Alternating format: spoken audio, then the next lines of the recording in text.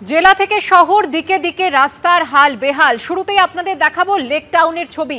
দেখতেই পাচ্ছেন রাস্তার মধ্যে কিভাবে এখনো জল জমে রয়েছে, খানাখন্দ রয়েছে, গর্ত তৈরি হয়েছে রাস্তায়, আর তার মধ্যেই জমা জলে ভোগান্তি বাড়ছে নিত্যযাত্রীদের। আর এ নিয়েই ভাঙা রাস্তা সারাইয়ের দাবিতে বিক্ষোভ দেখাচ্ছে বিজেপি। আমাদের প্রতিনিধি হিন্দোল দে রয়েছেন আমাদের সঙ্গে সরাসরি। হিন্দোল, কি দাবি বিজেপি কর্মী সমর্থকদের? দেখো, আজও যে চিত্র দেখা যাচ্ছে, বিজেপির তরফ থেকে তারা কিন্তু রীতিমতো বিক্ষোভ কর্মসূচি পালন করছেন এবং এখানে তারা দলীয় পতাকা নিয়েছেন এবং পাশাপাশি হাতে কলা গাছ তারা কিন্তু প্রতীকী হিসাবে নিয়েছেন যে কলা গাছ তারা রাস্তায় পুঁতবেন। কেননা একাধিক জায়গায় রাস্তা ভাঙাচোরা অবস্থায় রয়েছে এবং যে পরিস্থিতি তৈরি হয়েছে তাতে যে কোনো মুহূর্তে দুর্ঘটনা ঘটতে পারে। এখানে রয়েছেন বিজেপি নেত্রী, তিনি যে আন্দোলন করছেন, এই যে বিক্ষোভ, এই বিক্ষোভের থেকে কি বার্তা দিতে চাইছেন, কি চাইছেন? এই বিক্ষোভ থেকে বার্তা দিতে চাইছি মন্ত্রীকে, যিনি 300 মিটার দূরে থাকে, যে মানুষকে পরিষেবা দিন। আজকে সারা রাজ্যে বাঙালি হেনস্থা, বাঙালি, এখানে বাঙালি বাস করে না, উনি সেটা দেখতে পাচ্ছেন না। আজকে শুধু সিন্ডিকেটের রাজ্য চলছে। রাস্তার জন্য পথে নামছি। আগামী দিনে প্রত্যেকটা কোনো কাজ এই সরকার করে না, শুধু তোলামূল টিএমসি টাকা মারা কোম্পানি। কলা গাছ হাতে নিয়ে আপনারা দেখতে পাচ্ছেন দলীয় পতাকা নিয়ে নেমে পড়েছেন। মূলত দাবিটা কি? দাবি হচ্ছে এতদিন রাস্তা হয়নি কেন? এতদিন তো মানুষ রোজ ট্যাক্সের টাকা দিয়েছে, কলের টাকা দিয়েছে, রাস্তা হয়নি কেন? মিথ্যা কথা বলবেন।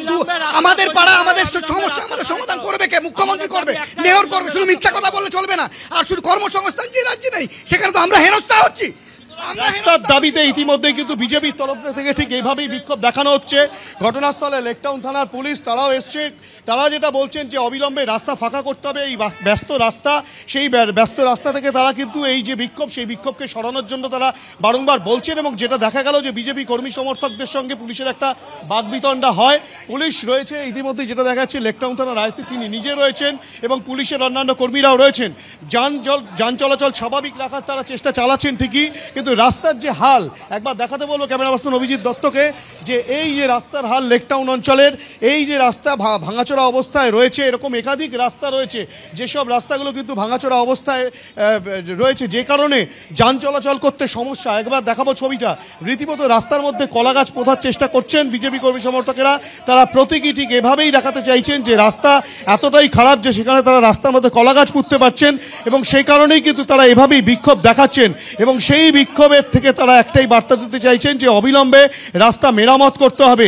দলীয় কর্মী সমর্থকদের সঙ্গে নিয়ে দলীয় নেতৃত্ব তারা কিন্তু রীতিমতো কিন্তু এখানে এসছেন, তারা বিক্ষোভ কর্মসূচি পালন করছেন। গতকাল আমরা দেখেছিলাম সল্টলেক অঞ্চলে, সেখানে তারা বিক্ষোভ কর্মসূচি করেছিলেন।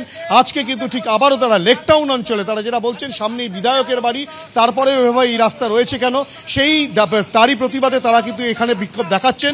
সেই চিত্রই দেখা যাচ্ছে লেকটাউনে। হিন্দোল, তুমি আমাদের সঙ্গে থাকো। বিক্ষোভের ছবি আপনারা দেখছেন। আর এবার দেখুন রাস্তার হাল।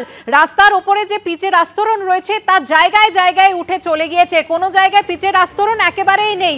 রাস্তার এমনই বেহাল দশা, খানাখন্দ রয়েছে, তার মধ্যে বৃষ্টির জল জমে রয়েছে। নিত্যযাত্রীরা তারা এভাবেই রোজ যাতায়াত করছেন। আর বিজেপি বিক্ষোভ দেখাচ্ছে, বিজেপির কর্মী সমর্থকেরা রাস্তা সারাইয়ের দাবি তুলছেন, এমনকি কলা গাছ পুঁতে বিক্ষোভ দেখাচ্ছেন তারা এই মুহূর্তে। মুখপাত্র কুণাল ঘোষ বলছেন আমার সাবধান হতে পারলো। আর তুমি কেন রাস্তা করোনি?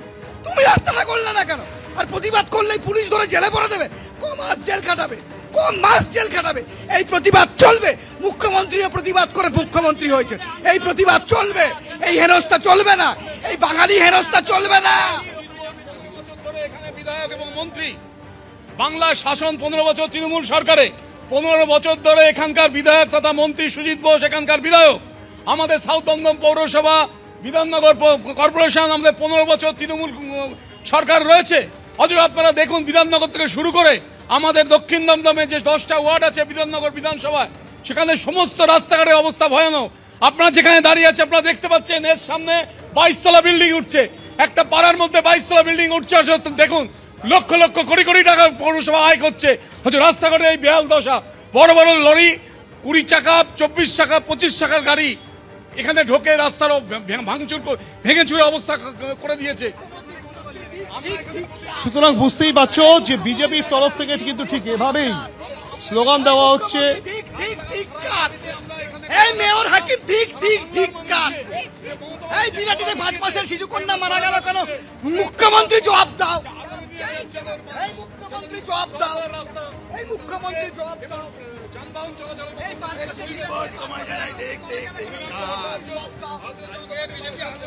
পুলিশ সরিয়ে দিচ্ছে, দেখুন রাস্তাটা ব্লক করে বালি ঢেলে টাকা দিয়েছে, রাস্তাটা ব্লক করে মানে অবৈধ নির্মাণের কাজ চলছে, রাস্তা ব্লক করে পুলিশ প্রশাসনের কোনো দায়িত্ব নেই, বিজেপি আন্দোলন করছে, বিজেপিকে সুতরাং বুঝতেই পারছো ঠিক এভাবেই কিন্তু লেক টাউন অঞ্চলে তারা যেটা বলছেন যে সামনেই বিধায়ক সুজিত বসুর বাড়ি, তারপরেও এভাবেই কিন্তু রাস্তার বেহাল দশা। একবার দেখাবো রাস্তাটা, অভিজিৎ দত্তকে বলবো দেখাতে।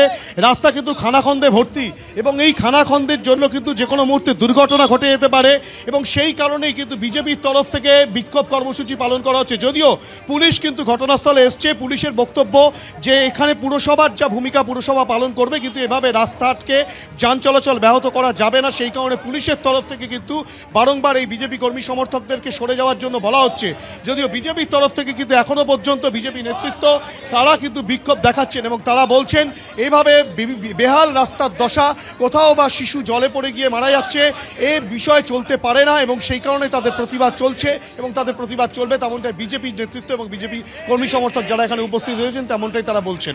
ধন্যবাদ হিন্দোল।